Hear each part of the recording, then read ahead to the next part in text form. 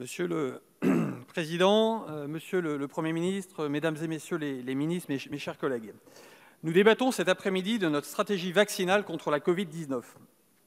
Pour commencer, je voudrais dire que cette crise a trop souvent été l'occasion d'un mauvais procès à nos démocraties. La propagande de certains États a pu donner le sentiment, durant un certain temps, que notre modèle et nos principes étaient peu adaptés pour faire face à la pandémie mondiale. Non seulement c'est faux quand on prend le temps d'une analyse internationale sur l'efficacité des modes de gestion de la crise, mais par ailleurs, la production rapide de ces vaccins Covid nous prouve également le contraire, car ils sont bien le fruit d'un travail de coopération, de recherche et de développement industriel sans précédent, rendu possible par le bon fonctionnement de nos démocraties. Enfin, pour la première fois, les pays européens ont fait le choix du collectif dans la mise à disposition des vaccins. Le dernier Conseil européen, en fin de semaine dernière, a par ailleurs rappelé l'importance d'une coordination des stratégies de vaccination. Et aujourd'hui, nous pouvons saluer l'engagement de tous ceux qui travaillent dans l'industrie de santé. J'ai une pensée particulière pour les collaborateurs qui travaillent dans ma circonscription sur le site Sanofi de Marcy-l'Étoile, dans la lignée de Pasteur, dont le premier vaccin fut inoculé il y a 135 ans. Et je rappellerai à notre collègue Le Seul que le président de la République était venu en juin annoncer un soutien de 200 millions d'euros à la filière industrielle pour le développement justement en matière de vaccins. 200 millions d'euros qui s'ajoutaient aux 600 millions d'euros d'investissement annoncés par Sanofi. Il reste que le recours au vaccin suscite chez nos concitoyens, le plus souvent de bonne foi, de nombreux doutes. Comme le dit l'OPEX, dont je salue ici la remarquable qualité des travaux, l'hésitation vaccinale se présente sous la forme d'un continuum allant du refus pur et simple de toute vaccination à une prudence un peu plus raisonnée, fondée la plupart du temps sur un déficit d'information. Les questions de nos concitoyens sont nombreuses. Est-ce que les vaccins Covid vont permettre d'éviter la transmission du virus ou simplement d'éviter les formes graves de la maladie? Leurs effets seront-ils durables? Y aura-t-il des effets secondaires? Faut-il vacciner, y compris les personnes ayant déjà été testées Covid+?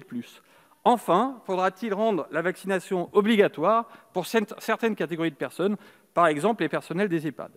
Dans ce contexte, le groupe Agir ensemble se réjouit que la représentation nationale prenne toute sa part au débat sur la stratégie vaccinale. Car votre déclaration, Monsieur le Premier ministre, et ce débat doivent contribuer à présenter l'état des connaissances sur les vaccins avec transparence et clarté, afin non seulement de prendre les bonnes décisions pour notre pays, mais aussi de rassurer nos concitoyens. Et nous vous remercions, Monsieur le Premier ministre, pour votre mobilisation et partageons votre stratégie vaccinale progressive en priorisant les publics les plus fragiles et fondée sur la balance bénéfice-risque.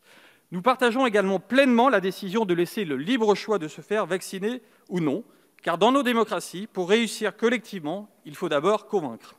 Enfin, nous rappelons la nécessité d'associer étroitement les médecins généralistes, les pharmaciens ou les infirmiers, qui sont les plus proches de leurs patients, et d'assurer également la traçabilité et le suivi des effets indésirables. L'inscription systématique de la vaccination dans le carnet de santé électronique y contribuerait et serait l'occasion d'en développer l'usage pour un suivi durable des vaccinations.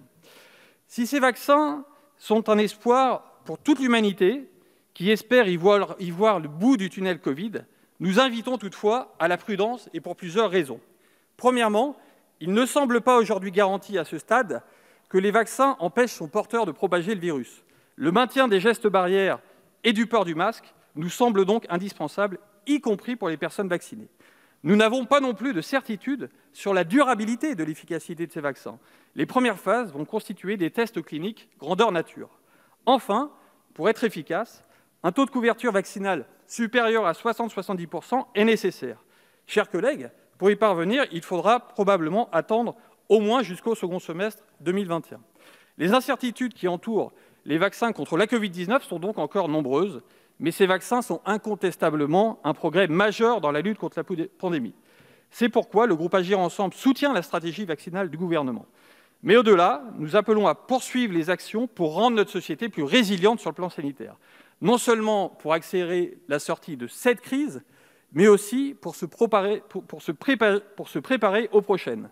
Car oui, mes chers collègues, malheureusement, d'autres crises surviendront, et cette fois, il faudra être prêt. Merci, cher collègue. La parole